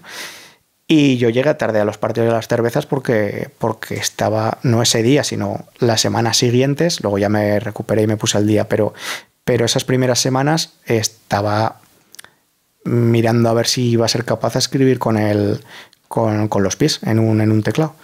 Y al final, pues bueno, pues fui haciendo los trabajos, me costó más que al resto, pero fui haciendo los trabajos hasta que adquirí una cierta velocidad y una cierta destreza, ¿no? Y ya luego no me costaba tanto hacer los trabajos, lo mismo o menos que mis compañeros, y eso me permitió que 4 años más tarde, con la carrera ya terminada, empezar a trabajar en la redacción de deportes del Heraldo de Aragón, cerrando crónicas contra crónicas o lo que fuera, de partidos que terminaban a las 11, 11 y pico, y la imprenta no te esperaba media hora más a ti porque no tuvieras brazos. A las 12 o a las 12 y media había que cerrar el artículo para que diera tiempo a la rotativa a imprimir todo y a distribuirlo, ¿no? Entonces, bueno, pues al final yo no hubiera podido trabajar, por lo menos de la manera que trabajé, si no hubiera aceptado ese camino más exigente y más esforzado. Que tampoco consiste en que siempre en la vida tengas que elegir el camino complicado, pues igual tampoco hay que ser tan flagelarte tanto a ti mismo, ¿no? Pero bueno, de vez en cuando ante la duda siempre está bien elegir el camino en el que el premio no está tan cerca y está tan en la mano. Yo creo que es una manera de entender el asunto también, ¿no? Imagínate que yo soy un tío perezoso como un oso. ¿Cómo venzo la pereza? Pues no lo sé. Pavila. No, bueno, pues imagino que poniéndote recompensas cada vez a más largo plazo, ¿no? Empezar con recompensas a medio corto plazo, porque el fuelle no te da de momento para sostener el esfuerzo mucho tiempo, pero bueno, pues ir cambiando un poco la tendencia y la dinámica. Al final, esencialmente, el ser humano es perezoso. El ser humano trabaja porque no puede comer gratis. Si no, por el mismo precio, pues habría gente que encontraría alguna entretenimiento, alguna afición, alguna diversión, pero trabajar todos los días, de lunes a viernes, el que tiene la suerte de no trabajar el fin de semana, madrugar lo que tengas que madrugar, pues eso lo haces porque no te queda otra obligación, ¿no? Pero bueno, al final también la vida nos acostumbra a una serie de exigencias que nos hacen que ese estado de pereza, que es natural y que es innato a todos, pues lo vayamos venciendo. Y el que se quiere encastillar ahí más tiempo de la cuenta, pues bueno, pues primero, si lo puede hacer, esa suerte que tiene, y segundo, para intentar salir de ahí, como todo en la vida, lo tienes que hacer progresivamente. O sea, no hay un aprendizaje, o no se me ocurren aprendizajes que sean de la noche a la mañana. Lo que aprendes de la noche a la mañana no era muy difícil de aprender y tampoco te va a servir de demasiado. Entonces, pues como todo tiene que ser progresivo, ¿no? ¿Tú te consideras una persona tímida? No, pero tampoco me considero una persona que te llene el escenario. Es decir, yo no soy tímido por obligación, porque entiendo que si soy tímido me va a ir peor. Pero mi naturaleza es de intentar llamar la atención lo menos posible. Mi naturaleza, mi alma. Personal. Claro, sí, sí. Lo que pasa es que he elegido un muy mal cuerpo para tener esa naturaleza, ¿no? Entonces tengo que convivir con esas dos fuerzas que cada una van hacia un lado. Entonces entiendo que tengo que vencer, no sé si la timidez, pero la poca necesidad de hacerme notar para que la gente avance en esa primera impresión que puede tener de mí cuando me ve. Y a partir de ahí, pues si en algún momento tengo que llevar la voz cantante o tengo que abanderar cualquier cosa, lo hago. Pero prefiero Yo siempre he preferido escuchar y ver que hablar, siempre. Tampoco he elegido muy buena profesión para eso, ¿no? Porque me pagan por hablar, sobre todo, pero yo cuando era crío, que hacía siempre todo con todos, yo estaba muy cómodo en los grupos de amigos en los que me conocían de toda la vida y ya todo ese proceso lo había hecho. Y entonces ahí seguramente no era el que más hablaba o daba medio paso atrás y encontraba un poco una cierta comodidad en que hubiera otros que hablaran más o lo que fuera, ¿no? Pero claro, mi realidad, que cada uno tenemos la nuestra, mi realidad me obliga a no ser tímido, porque si soy tímido, pues me va a ir peor, seguramente. Que me ha gustado mucho y venía un poco a colación de eso, el término de decir, inclusión no, convivencia, porque la inclusión parece que te tienen que dar permiso, tiene que haber un encaje, tiene que haber, es un concepto... La integración también, ¿no? Que parece, integración, parece que formas parte de, o sea, que estás en otra dimensión, realidad, en otro planeta. En otra atmósfera. Y hombre, pues si, yo qué sé, si subo alguna vez a las estaciones estas de la NASA, ¿no? O de Musk, que mucho tengo que ahorrar, pues luego nos tendrán que reintegrar porque estaremos fuera de la atmósfera de la Tierra, pero en realidad esto consiste en convivir. Si nos cruzamos todo el día por la calle, sí, eso sí que lo hemos progresado, eso sí que lo hemos avanzado como sociedad. Ahora, las personas que no somos como los demás salimos a la calle.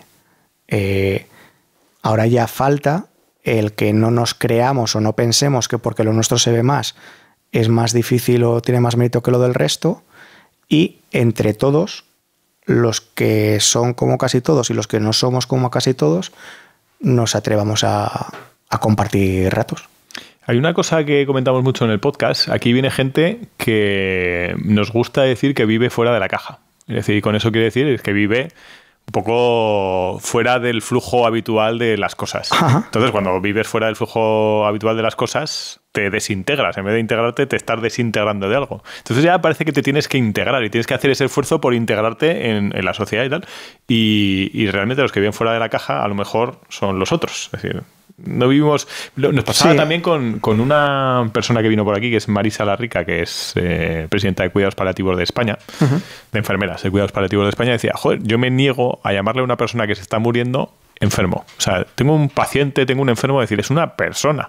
Y tendemos siempre en los extremos de las cosas a ponerles una calificación que los desvía del flujo normal. Yeah. Y decimos, señalamos y decimos, quitamos. Decir, hostia, no, vamos a convivir, ¿no? Con esas cosas también. Bueno, nos gusta etiquetar, ¿no?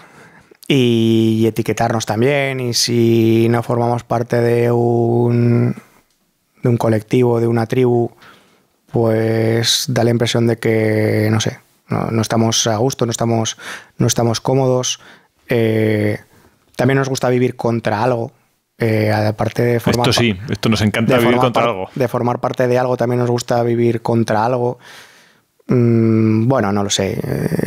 Sí que es verdad que los que salen un poco de la caja que comentas, yo creo que pueden tener otra perspectiva. Y que no es ni mejor ni peor, pero al final el tener otra mirada o el aportar o que te aporten otra mirada siempre te enriquece, ¿no? Y bueno, pues al final cada uno siente la vida de una manera y la vive de una manera. Y lo que tú tienes que hacer es sentirla y vivirla como eres. Por más inspirador o menos inspirador que te pueda parecer alguien, tu vida la vas a vivir tú. Entonces tú tienes que hacer un proceso, un camino, que me parece que ahí sí que estamos un poco desviados o poco trabajados, porque le damos mucho peso, le damos mucha importancia a cómo nos miran los demás y a cómo nos ven los demás y a la opinión que tienen de nosotros los demás. Y a mí, sinceramente, pues siempre quieres que la gente te tenga aprecio y que te miren con cariño y tal, ¿no? Pero para mí siempre ha sido mucho más importante, y no sé si puede tener un barniz de egocentrismo, y creo que no, pero puede entenderse así, para mí es mucho más importante el cómo te veas tú y el cómo te consideres tú que lo que haga el resto. Y ahí creo que hay una frontera bastante interesante entre lo que social y oficialmente se considera tener éxito o no tenerlo, ¿no? Desarrollo. Yo creo que yo me considero una persona exitosa, pero no porque me hayan dado ningún premio ni porque me hayan reconocido nada, sino porque he intentado vivir e intento vivir como creo que debo vivir. Y a su vez, bueno, pues con las cosas que he conseguido y con las que no he conseguido, he atendido más a lo que me pedía el cuerpo, a lo que me pedía el corazón, que a la expectativa que había sobre mí, seguramente. Que a veces ha coincidido y muchas veces no ha coincidido. Y en ese cruce de caminos le he dado más importancia a lo que acertado o equivocadamente sentía que debía hacer con mi vida que al contrario. Y es posible que si hubiera tomado la otra decisión u otras decisiones, socialmente me hubiera ido mejor. Socialmente me refiero profesionalmente, que tuviera más reconocimiento, ¿no? Pero es que no hay mayor reconocimiento que el intentar vivir en la medida de lo posible, siendo que ninguno vivimos envasado al vacío, ¿no? Pero intentar vivir en la medida de lo posible la vida que tú sientes que tienes que vivir o que quieres vivir. Y bueno, pues yo en ese aspecto creo que de momento, espero que me queden años por delante, ¿no? Muchos sí puede ser, pero que de momento en ese sentido me considero que estoy teniendo éxito. Ahora, el éxito socialmente y oficialmente va por otro lado. El éxito es mucho más ser reconocido que ser reconocible. Y cuando a mí me parece que lo más exitoso de una persona es que pasen los años y que se siga reconociendo a sí misma. Y que, imagínate, pues, no ves a una amiga o un amigo hace 15, 20, 30 años y se nos va a notar a los dos el paso del tiempo, pero nos seguimos reconociendo, ¿no? Porque la vida te ha contaminado, te ha intoxicado lo menos posible. Para mí eso es ser exitoso. Lo otro es tener éxito, que es posible que sea más fácil. Te hago dos preguntas que están correlacionadas. ¿En qué medida es importante tener un propósito, un sentido, una meta? Y si ser una persona con discapacidad te ha hecho tener unas metas más altas. Pues la segunda no te lo sé responder porque nunca he dejado de serlo. Entonces, no te sé contestar. Por ejemplo, cuando fui a los Juegos Paralímpicos de Londres, al final conoces a mucha gente, ¿no? Muchos compañeros y desarrollas amistades. Soy muy amigo de un nadador ciego que en Pekín venía de ganar 4 medallas de oro y en Londres pues se retiró, quiso dejarlo, ¿no? Creo que también ganó alguna o varias medallas y quiso dejarlo en su momento porque, pues prefería hacer otras cosas. Entre ellas empezó a dar charlas y, pues es bastante recomendable. Se llama Enamed, como tenía buen currículum, ¿no? buen medallero, y en algún momento se quiso que fuera uno de los portavoces del movimiento paralímpico. Pues le han hecho muchas entrevistas y demás. Y Enamed, la verdad es que es una persona muy recomendable. Y él, hablando en alguna concentración o en algún campeonato y tal, él se quedó ciego con 7, 8 años, creo recordar. Él decía que si volviera a nacer, le gustaría ya de nacimiento ser ciego, ¿no? Porque a él el tener esa discapacidad y el no ver le había permitido desarrollar una serie bueno, pues de manera de entender la vida, que seguramente si no le hubiera sucedido, pues no le habría pasado. Él, bueno, pues sí que creo que es una respuesta con cierta autoridad, porque dentro de que es subjetiva y es la suya, porque sí que ha vivido en los dos lados, ¿no? En los dos hemisferios. En mi caso, no te sé decir. Yo quiero pensar que no. Y es más, si vuelvo a nacer, espero que se acuerden esa vez de ponerme brazos que con una vez ya está bien, ¿no? Y yo haré todo lo posible para, teniendo brazos, ser muy majo. Pero bastante complicado es el tema como para que te lo compliquen más así de partida. Entonces, yo quiero pensar que no, pero seguramente afecta. Bueno, pues en ocasiones positivamente. Lo que hemos hablado antes de esa escuela de la adaptación desde niño, ¿no? El propio emprendimiento, al final, seguramente en los años 80 no habían inventado la palabra, pero yo desde los 4, 5, 6 años, sin saberlo y sin quererlo, llevo emprendiendo, ¿no? Porque al final emprender en esencia es abrir una vía, no sé si desconocida para todo el mundo, pero sí que para ti, para tu entorno, sin saber muy bien ni cómo se hace ni qué te va a deparar el siguiente paso.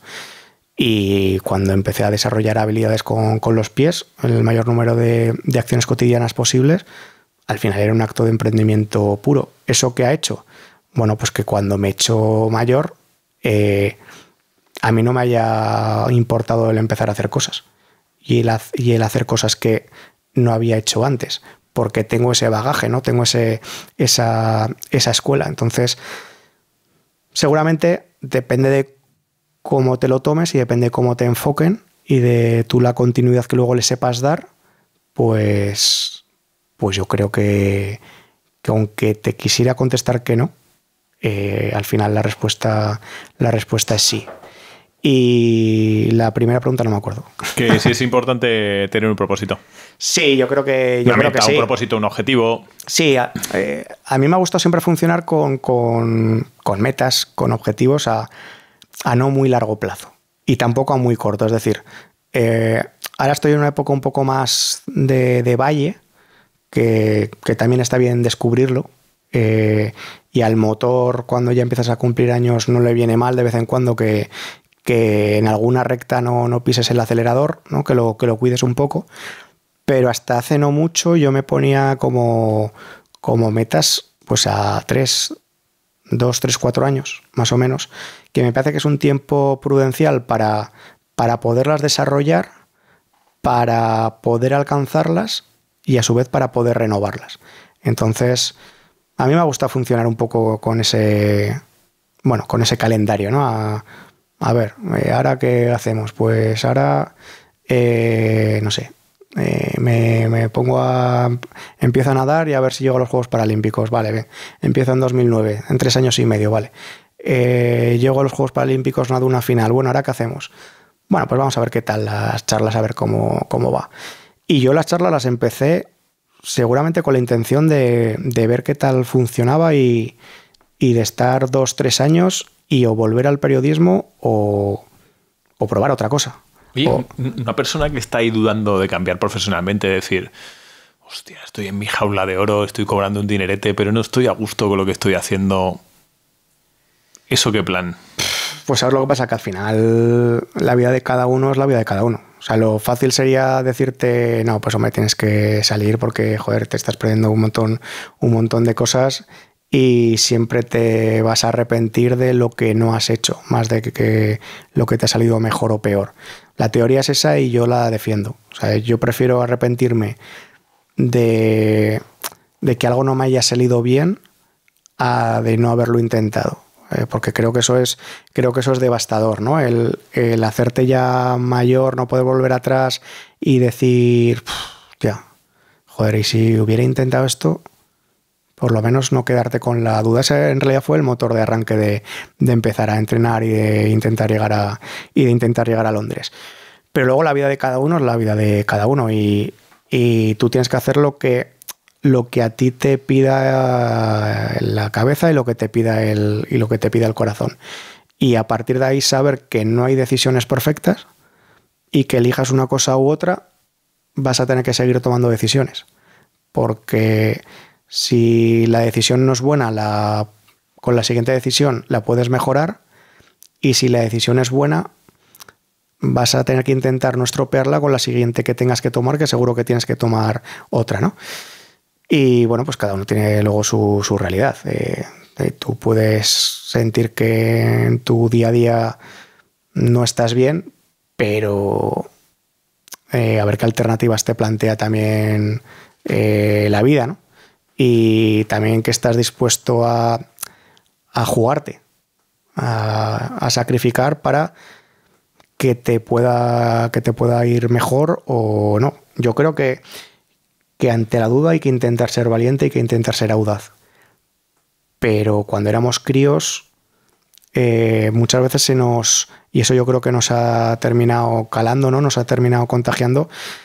La valentía se asemejaba muchas veces, o querían que la asemejáramos un poco a la irresponsabilidad, ¿no?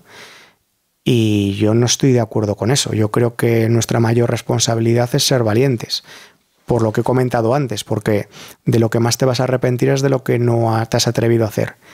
A partir de ahí, y con toda la convicción y con toda la teoría puesta sobre la mesa, las decisiones las tienes que madurar, y las tienes que meditar y tienes que aceptarlas. Y yo me tomo muchas libertades en esta vida, y todas las libertades conllevan esclavitudes luego. Y yo me he ido de 3 trabajos con contrato fijo, de 3, con un 90% de discapacidad. La última vez en el año 2008, cuando venía una de las crisis económicas más grandes de la historia. Con mis morenos me fui de un tercer sitio con contrato fijo. Vale, está muy bien. Desde el 2008 no me hace un contrato de trabajo nadie. Entonces, bueno, pues son decisiones que tomé en su momento, que seguramente volvería a tomar y que no me arrepiento en absoluto. Pero luego hay que aguantar el tirón. Y no es lo mismo hacerte el antisistema con 60 años, que estás a punto de jubilarte en el sistema, que hacerlo con menos de 30. Que tienes todavía 30 años por cotizar y a ver cómo lo haces, ¿no?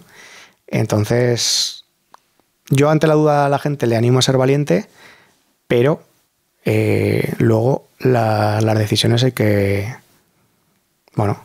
ser consecuente con ellas y hay que sostenerlas. ¿Cómo es tu día a día? Al final, ¿qué cosas has tenido que aprender a hacer con los pies y con otras cosas para poder valerte y demás? ¿Cómo has tenido que aprender? Porque a mí, con 22 años, mis padres aguantaron bastante hasta que me dieron el primer móvil. Aguantaron mogollón hasta los 22, 23 años porque no lo habían fabricado. Pero, ¿cómo te manejas con el móvil? ¿Cómo haces las actividades cotidianas? Bueno, pues la mayoría soy capaz de hacerlas yo, y las que no, pues me ayudan. Igual que las que puedo ayudar a otra persona, conviva con ella o no, pese a no tener brazos y esa persona tenerlos, pues yo le ayudo también. Puedo hacer muchas cosas por mi cuenta. No sé, desde lavarme los dientes, escribir con el móvil, con el ordenador, no sé, cualquier cosa, vestirme, desvestirme. Vestirme, por ejemplo, si llevo vaquero, llevo un pantalón con botón, ahí me lo tienen que abrochar y desabrochar. Si es un chándal, es un pijama, me lo puedo subir y bajar. Y los cordones de los zapatos me los puedo desatar y me los puedo apretar, pero atarlos no los puedo atar. Entonces, realmente, para vestirme y desvestirme, el botón del pantalón y los cordones de los zapatos. Pero se puede llevar zapatos sin cordones y se pueden llevar pantalones sin botón, con lo cual no hay mucho problema, ¿no? Y cocinar, la verdad es que no sabría hacer demasiado, porque he tenido la suerte de que antes y ahora, bueno, pues vivo con gente que sabe cocinar, Sí, es uno de los debes que tengo, sí. Porque cuando estudiaba en el piso de estudiantes sí que alguna cosilla hacía, pero la verdad es que me dejé llevar un poco, me relajé ahí un poco y luego no lo he retomado, la verdad. Pero bueno, ya aprenderé. Sí tengo que aprender que antes o después igual lo tengo que hacer, sí. Que dices que estás en un valle de proyectos y demás, pero estás cocinando, y nunca mejor dicho, algún sueño nuevo, algún reto nuevo, decir, venga, esta me la debo a mí mismo. Pues de momento no, la verdad. A ver, del valle me refiero de hitos, ¿no? Que puedan llamar un poco la atención y que le puedas poner una fecha, ¿no? El carnet de conducir o el diploma paralímpico o cualquier otra cosa. Cuando comentaba lo de las charlas, es que es cierto, yo llevo 12 años dando la misma charla, bueno, más o menos la misma, pero en esencia muy parecida. Y cuando arranqué no pensaba que iba a durar más de 2 o 3 años, sinceramente. Sí. Y la disfruto mucho. Me parece que seguramente es lo mejor que he sabido hacer. Y entonces, pues ahora yo muchas veces he perseguido la vida o he forzado vivencias o situaciones que si no las hubiera forzado no se hubieran dado, y ahora me estoy un poco jugando al resto, de decir, bueno, a ver qué me llega, a ver sin forzarlo con qué me encuentro, ¿no? Porque bueno, yo con la charla estoy muy a gusto, y si me tengo que jubilar con la charla, me jubilo con la charla tan bien. Ahora, además, estoy muy... no sé cuál es la expresión, ¿no? Pero muy orgulloso de que más de la mitad de las charlas ahora las doy en un ciclo social que creamos en 2018, que, bueno, pues como todo ha ido creciendo, y ahora doy unas 20 charlas al año en centros penitenciarios, en centros de menores, en entidades sociales de todo tipo, que realmente cuando empecé a dar las charlas 5 años antes prácticamente no había pisado ninguno, porque al final pues tú vas donde te pueden pagar, ¿no? Y entonces era casi siempre pues en eventos o en convenciones o en empresas. En el año 2018 quise hacer una especie de hemisferio, ¿no? Vale, doy la mitad en sitios donde pueda facturar y doy la otra mitad en sitios donde pues vaya gratis. Yo al sitio no le cobro, pero hay una tercera persona, una tercera empresa en este caso, que es la que nos financia el ciclo social y la que nos permite dar una serie de charlas al año, renovándonos el ciclo año a año, ¿no? Pero al final te das cuenta de que, bueno, pues son charlas en esos entornos son muy potentes. ¿Cuál es el entorno más potente? Las cárceles son muy potentes. Muy ¿Qué, potentes. o sea, ¿qué indicadores tienes de la potencia, digamos? Pues que está más que el vaquilla, más o menos. Y sobre todo, no sé si fue porque era la primera vez que entraba en una, pero la que generó el ciclo social, la que nos despertó, la que me despertó el sentimiento, la sensación de, hostia, aquí hay que ir muchas veces. Fue una que dimos en Alcalá de Meco. Nos contactó una trabajadora social, pues sería el año 17 o por ahí, y eso para dar una charla a internos del módulo de respeto que llaman ellos, que son un poco los que, bueno, pues están reciclándose y capacitándose para cuando salgan a la calle, ¿no? Bueno, pues el estar en la mejor situación posible. Y fue una charla muy bestia. Llenaron un salón de actos que tenían que habían más de 200 internos, conectaron mucho con la charla. Claro, tú al principio, como es la primera vez, tampoco lo entiendes. Tú simplemente vas ahí un poco surfeando todo lo que sientes, ¿no? Lo que vives. Y luego te das cuenta de que, claro, que al final estás estás yendo a un sitio que son los invisibles de la sociedad, porque al final, claro, los que estamos fuera tendemos a reducirlo todo a que los buenos estamos fuera y los malos están dentro. Y es todo mucho más complejo, ¿no? Dentro hay algún malo, hay muchos que, bueno, la inmensa mayoría, si hubiéramos nacido o vivido lo que les ha tocado a ellos vivir o donde les ha tocado nacer, es muy probable que estaríamos ahí dentro. Y luego fuera pues estamos de todo. Es difícil ser malo de verdad y que te metan, ¿no? También es verdad. Pero bueno, es gente que tiene la impresión esa, ¿no? De que el resto de la sociedad ya les ha puesto la cruz, ya no quiere saber nada de ellos, ya no les va a dar una segunda oportunidad, ya van a ser siempre, en el caso de que salgan ex convictos o expresidiarios, y luego ya que vayas a visitarlos o a hacer la acción que sea, ¿no? Cada uno la actividad o el trabajo que tenga, lo agradecen mucho precisamente por ir y por seguir creyendo y confiando en ellos. Y luego el tipo de charla que doy, claro, es una charla en la que conviertes en protagonista silencioso, pero protagonista, o por lo menos se siente así, a cada asistente a la conferencia. Entonces, el que ellos sientan que además les estás poniendo en valor, ¿no? y que no les estás hablando desde un pedestal, ni de arriba abajo, pues yo creo que les hace conectar mucho más con la charla. Y ahora pues igual voy 8 o 10 veces al año a centros penitenciarios, pues a Zuera, a Daroca, pues, y luego de los alrededores pues también, ¿no? En varias cárceles, en varios centros en Madrid, en Logroño, en Pamplona, y no solo ahí, luego hay entidades sociales pues de todo tipo y de todo perfil, porque al final siento que por lo menos lo merecen y les va a venir igual de bien que al resto. Entonces, como para el resto seguramente habrá más voluntarios, pues bueno, pues mientras sigamos pudiendo ir, a mí la verdad es que son unas charlas que disfruto mucho, la verdad. Vale. Mira, te voy a poner aquí un pequeño brete. Venga.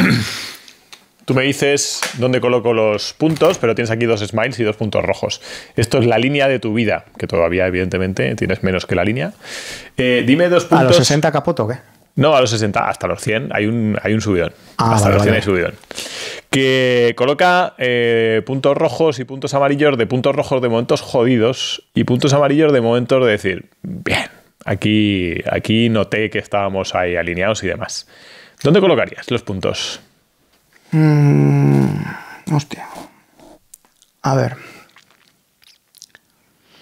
Yo tuve una primera crisis profesional que por suerte no salpicó a lo personal con 27 por ahí. Poco por aquí. Sí.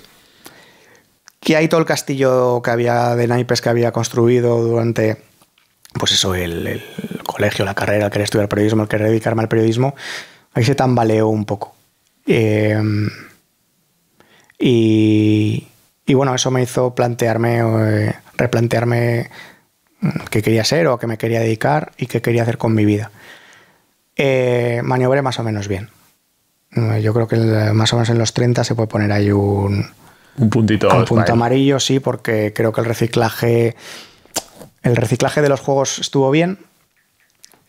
Más allá de lo que pude conseguir y sobre todo el impacto que pudo tener, estuvo bien por lo que hemos comentado antes de no quedarte con las dudas, de no hacerte mayor y quedarte con las dudas, porque yo me quería dedicar al periodismo deportivo por el apellido. Yo me quería dedicar al periodismo deportivo porque a mí el deporte desde niño es lo que me permitió empezar a socializar con mis amigos y con la gente. Entonces, yo jugaba a fútbol toda mi vida, o jugué a fútbol toda mi vida, desde niño hasta los 30 años precisamente. Y bueno, tenía cierto nivel. Ahora no le doy una patada a un carro cruzado, pero con 15, 20, 25 años, para no tener brazos y para tener una pierna más corta que otra, bueno, pues me defendía. Me jugaba sin zapatos, de pequeño descalzo, luego con calcetines. Y justo en ese momento de cierta crisis profesional, dije, joder, pues yo me dedico a esto por el deporte, macho, ¿por qué no? Miro a ver si en el deporte tengo un cierto nivel. Es que nunca me he probado, como siempre he hecho todo con todos. Y claro, pues normalmente el fútbol juega a personas sin discapacidad, no sé en el deporte paralímpico qué nivel puedo tener. Y entonces me quise probar en el deporte paralímpico, quise probar en el fútbol, por entonces, y creo que ahora tampoco, fútbol, para mi discapacidad, lo normal sería el baloncesto, ¿no? Pues fútbol para mi discapacidad no hay. Y entonces me dijeron, bueno, pues tienes que elegir entre natación o atletismo. Yo sabía nadar, de niño me enseñaron, más que nada porque si me caía el agua y mis padres estaban despistados, pues tenía alguna opción, pero también sé correr cuando pierdo el autobús o cuando no llego al baño, y eso no te hace atleta, ¿no? Te hace atleta o nadador el entrenar y el competir. Y bueno, dije, mira, pues ya tengo casi 30 años, seguramente no voy a llegar, nadie en el mundo lo ha hecho, ya no en el mundo olímpico, que desde luego que no. En el mundo paralímpico creo que no hay un precedente de que siendo los Juegos Paralímpicos ya absolutamente profesionales, alguien empiece a entrenar con 30 años y solo 3 años más tarde nade una final en unos Juegos. Luego, pues como por entonces, ahora también, pero menos, pero por entonces solo se miraba el medallero, pues estas historias secundarias pasaban totalmente desapercibidas, ¿no? Bueno, pues voy a intentarlo, a ver si lo consigo. Seguramente no lo lograré, pero por lo menos para no quedarme con la duda. Y lo intenté y lo conseguí. Y la verdad es que ese fue un momento muy, muy chulo, y podríamos extender ese lacasito amarillo a toda la década seguramente, porque al final pues fui enlazando una cosa con la otra. Me saqué el título de entrenador de fútbol por la Federación Argentina, el de director deportivo por la Española, el carné de conducir en el año 2015, convirtiéndome en la tercera persona en toda Europa que se saca el carnet de conducir con los pies, el que te da tráfico, el oficial, el de la DGT. Y es que no sabría dónde colocar el otro punto rojo, la verdad. Es buena cosa eso, ¿eh? A ver, forzándolo, pero es que sería forzarlo. Sería forzarlo porque en realidad, pues, no sé, de crío tienes ahí tus elucubraciones, ¿no? Y tus preguntas de no sé, de cómo me voy a manejar en mi vida, o por qué me ha tocado a mí nacer sin brazos, pero no dejan de ser preguntas puntuales y que no te afectan y no, o sea, que no ocupan un periodo ni de una semana. Entonces, no sé, yo ahora estoy tranquilo, estoy satisfecho, estoy feliz. Me gustaría que las cosas fueran de otra manera, no en mi vida, sino en general. Me gustaría que el valer tuviera más valor y que al final lo que has demostrado tuviera un poco más de proyección, ¿no? o de recorrido. No tanto por mí, a todo el mundo nos gustaría vivir de una manera más sencilla, pero porque tuviera un poco más de eco, de resonancia, la manera que tenemos de entender el mundo, los que lo entendemos de esta manera, ¿no? Los que preferimos ser exitosos que tener éxito. Pero claro, al final es una contradicción, porque si vas por carreteras secundarias se va a enterar menos gente. O si no quieres que lo tuyo tenga mucha repercusión, se va a enterar menos gente. Entonces, bueno, es una cierta contradicción con la que tienes que convivir. Ya digo que no es por mí, ¿eh? Yo sí tengo que trabajar hasta los 80 años, trabajar hasta los 80 años, no tengo ningún problema. Pero mis referentes han sido otros. Y también por ellos. Porque seguramente han pasado un poco más desapercibidos de lo que merecerían, ¿no? Por ejemplo, entrevistaste a Ramón J. Campo hace unos episodios, unos capítulos. Ramón es muy amigo mío. Fuimos compañeros en Heraldo los 5 años que yo estuve allí. Y a mí me parece un periodista ejemplar en la manera que tiene de entender la profesión y de bueno, pues seguir intentando honrarla, siendo que ahora seguramente es otra cosa. No sé si peor o mejor, pero es diferente. Y bueno, pues que personas como Ramón y como otras se les dé un poco de visibilidad, pues creo que nos hace mejores a todos. Mira, te voy a poner un vídeo y me lo comentas, ¿vale? Vale. Tío, esta es la mejor definición de la disciplina que he oído, ¿vale? Y que conste que yo no soy perfecto en esto, ¿eh? La definición es la siguiente. La disciplina es la mayor forma de autorrespeto. La disciplina es ignorar lo que quieres ahora para conseguir lo que quieres más adelante. La disciplina revela el compromiso que tienes con tus sueños, sobre todo en esos días en los que no te apetece. Tu futuro yo depende de tu yo del presente para cumplir las promesas que te hiciste ayer. ¿Qué te parece? Pues estoy muy de acuerdo.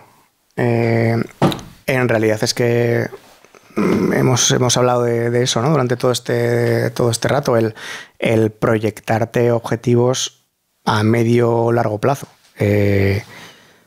Bueno, pues si te quieres poner un objetivo de aquí a mañana, bien, pero que no todos sean de aquí a mañana, porque eso es tan fácil de conseguir como fácil de que desaparezca, ¿no? Entonces, es complicado porque al final todas las generaciones y todas las civilizaciones bueno, pues evolucionan y no son una foto fija. No tiene nada que ver cómo éramos hace, ya no te digo 40 años, hace 15, a cómo somos ahora, ¿no? En muchas cosas somos mejores y en otras no tanto. Pero sí que esa difícil convivencia con lo que no es inmediato, con lo que no es automático, pues yo creo que no nos hace mejores.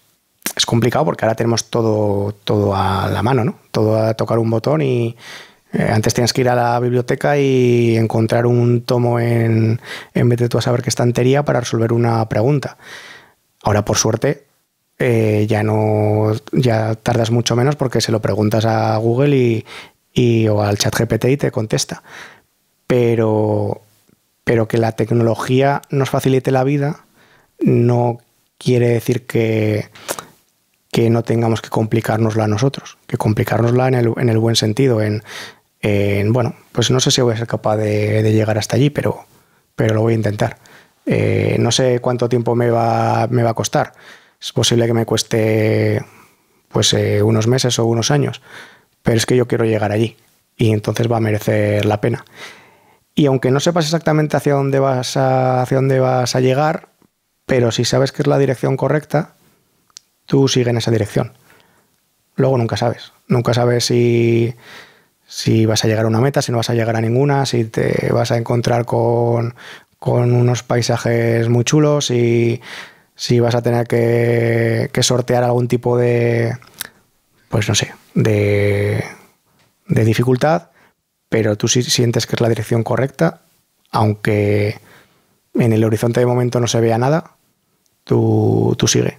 Que al final te vas a llevar, o de lo que te vas a acordar en el último momento es de las cosas que has hecho porque verdaderamente lo sentías y querías, ¿no? No tanto lo que te han dicho que hicieras o lo que has hecho por compromiso o porque socialmente tocaba o porque, ibas a ser más reconocido de esa manera. Yo creo que lo que más orgulloso vas a estar en los momentos finales de tu vida es de lo que has hecho porque verdaderamente lo sentías y querías hacerlo. Oye, has traído un montón de objetos con los que te sientes identificado que significan algo para ti. Ajá. Ve diciéndome. Bueno, ve cogiendo. Venga, Enseñamos aquí a cámara. Esto es una foto, ¿no? Sí, tampoco sabía muy bien qué traer y al final me he pasado un poco. Esta es una foto con Pepe Mújica, la segunda vez que fuimos a Uruguay con la conferencia, con las charlas. Una de las cosas que la pandemia cortó fue esa, ¿no? El hábito, la costumbre que habíamos cogido de visitar Uruguay una vez al año. La génesis de cómo fuimos a Uruguay es curiosa, la verdad. Es una historia curiosa porque a nosotros nos contrata el alcalde del municipio A de Montevideo. Municipio quiere decir un poco como distrito, sí, o barrio. Y bueno, el alcalde no es que sea el alcalde de Montevideo, sino que es el de ese barrio, ¿no? Es un poco como el jefe de distrito, por así decirlo. De hecho, en Montevideo el alcalde se le llama intendente. Pero a mí me contrataron para presentar los premios Reina Leticia sobre discapacidad en el año 2017. Y además de presentar los premios y tal, ahí en el Pardo y, bueno, pues con toda la parafernalia un poco del lugar, me pidieron eso, que hiciera un discurso de apertura y otro de clausura del acto. 200, 300 personas, no sé cuántas habría, representantes de los principales entidades dedicadas a la discapacidad en España. La reina se saltó 2 veces el protocolo para felicitar por el discurso y para interesarse por las charlas y demás. Eso lo voy a comentar. En una de ellas se hizo una foto con todos los... Ella no, me refiero. Los que estaban allí. Se hizo una foto con todos los aragoneses que estaban en el acto, porque se premió, creo que a Jaca, fue la consejera de Servicios Sociales, fue algún diputado que también era de Aragón. Bueno, estábamos unos cuantos aragoneses, ¿no? Y la segunda vez que la reina pues se interesó por la charla y demás y vino a saludar, hicieron la foto oficial de todos los aragoneses que había en el acto, que fue la portada del Heraldo de Aragón al día siguiente. Se dejaron al que lo presentó. Pero bueno, no pasa nada. Yo solo he trabajado ahí 5 o 6 años. La única charla que nos salió de todo ese acto fue con el alcalde del municipio de Montevideo, que le habían también premiado por buenas prácticas de accesibilidad, no me acuerdo exactamente bien ahora, y nos contrató durante 2 años para ir una semana a dar una charla pues en su municipio, en el resto de la capital, en alguna población de provincias de interior. Y bueno, pues en la segunda visita, que fue, creo recordar, en mayo de 2019, dimos una charla, me organizaron una charla en un instituto de formación profesional agraria, que resulta que Pepe Mújica vive 20 metros delante.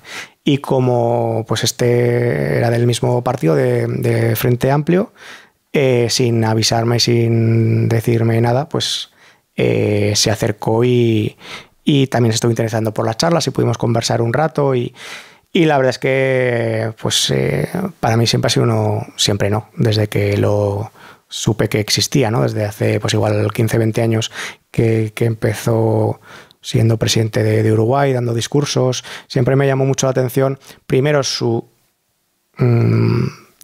viaje personal y luego la profundidad un poco de su pensamiento y de su discurso. Y para mí fue un momento bonito, ¿no? Porque al final conoces y te quiere conocer una persona que le tienes, admiración. Está muy enfermo, muy malito y bueno, pues ojalá aguante lo más posible, pero sobre todo ojalá aguante lo más posible en las mejores condiciones, ¿no? Porque tampoco tiene ningún sentido el prolongar ninguna agonía. Quedan 5 minutos. Venga, va. ¿Vamos o prefieres avisar? Vamos allá. Vale. Siguiente objeto. Este es pesado. ¿Esto qué es? Pues esto es una escultura muy chula que tuve la suerte de que me premiara el Ayuntamiento de Zaragoza en el año 2012 en una entrega de premios anuales como zaragozano ejemplar. Y siempre que lo veo, primero me parece muy, muy chulo. Y luego me acuerdo de la frase que dijo Di Stéfano cuando le nombraron presidente de honor de la UEFA en el año 2008, creo recordar. Que, bueno, un poco con la retranca que tenía Di Stéfano y con la manera de hablar, ¿no? Que era así muy gaucha, muy argentina, subió a recibir el premio y dijo: señores, seguramente no lo merezco, pero lo trinco. Bueno, pues sentí eso, ¿no? Que seguramente no lo merecía, pero bueno, ya que me lo daban, pues lo cogía y lo agradecía, y luego pues lo pondría en valor cuando hubiera oportunidad y cuando alguien me preguntara por ello, ¿no? Entonces, bueno, es complicado en esta ciudad, depende cómo seas también, pero es complicado el dejar una cierta huella siendo de aquí. Y bueno, pues aunque he sido más puntual que otra cosa, pero lo tengo mucho cariño y estoy muy agradecido por el premio. Y has traído también De los pies a la cabeza, tu libro. Sí, la biografía que comentábamos, que bueno, es la que te he dicho, ¿no? Que un poco sirve de complemento de la charla y que, bueno, pues en las charlas a veces me las piden o las llevo, y es mi vida contada por 100 personas, en las que el relato, la historia va avanzando de voz en voz, y tiene la ventaja de que después de una hora escuchándome hablar, por lo menos abres el libro y no me oyes a mí, oyes a otras voces que siempre se agradecen. Vale, oye, esto se llama Morir de éxito, y aquí damos un consejo de un invitado a otro. La anterior invitada o el anterior invitado te da un consejo, que es una persona, es una chica, Ajá. que es Chris, que dice que sea feliz y que sienta la presencia de vivir el ahora, que sea íntegro. No sé quién es, pero le digo esto. Pues dile a Chris que en eso estamos. Bueno, para eso vivimos también y lo intentamos. Yo creo que son unas coordenadas muy acertadas, y que es una recomendación muy buena. Como consejo no se me ocurren muchos mejores, así que se lo agradezco. ¿Qué consejo le das al siguiente invitado o invitada? Pues yo le recomendaría un poco en relación a lo que hemos estado hablando durante todo este rato, ¿no? Que prefiera ser exitoso a ser exitista. Lo que hemos hablado un poco de sentir que tienes éxito a que socialmente se te pueda reconocer más o menos, ¿no? Además, a nivel individual vale, pero a nivel colectivo yo creo que también. Yo creo que ser exitoso es ser lo mejor que pueda ser, cada uno lo que seamos capaces, y creo que ser exitista es intentar ser mejor que los demás, o reducirlo todo a quién es el mejor de todos, ¿no? Y al mejor de todos hay que reconocérselo y hay que aplaudirle, pero el objetivo no puede ser mejor que los demás, porque siempre va a haber alguien mejor que tú y siempre va a haber alguien peor.